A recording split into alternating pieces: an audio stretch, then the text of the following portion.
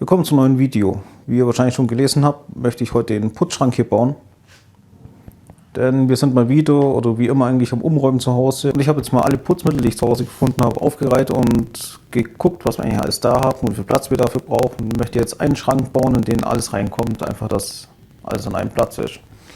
Ursprünglich wollte ich den 75 cm breit machen, aber ich habe jetzt nur das Brett hier gefunden. Das Brett hat 69 cm. Also wird der Schrank wahrscheinlich ein bisschen mehr 70 haben. Irgendwie sowas. Aber das sehen wir dann alles gleich. Ich möchte den an sich auch nicht allzu aufwendig machen. Ganz einfach halten und wie immer meine Reste hier verwerten. Hier sind noch die Teile vom alten Schrank. Die Topfbänder hier sind noch vom alten Schrank. Die Griffe auch, die Schrauben auch. Werde ich jetzt noch so viel wie möglich verwenden. Hier ist Kaffee, also kann es losgehen.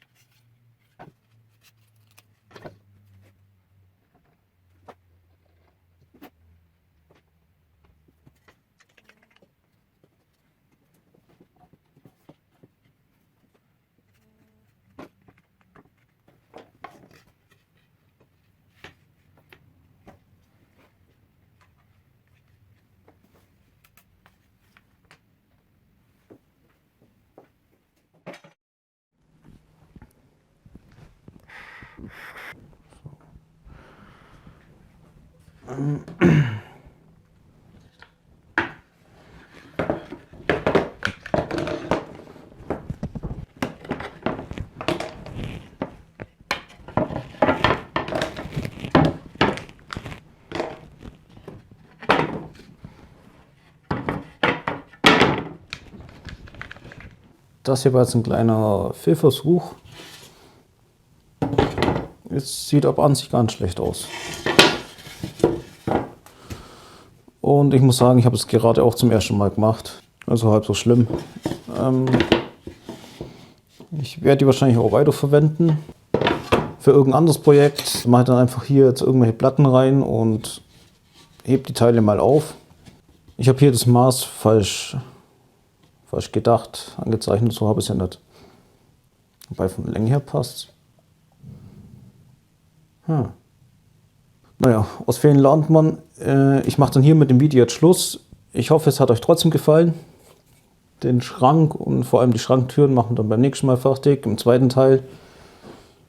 Und ansonsten das Übliche, teilen, liken, kommentieren, abonniert den Kanal und bis zum nächsten Mal dann.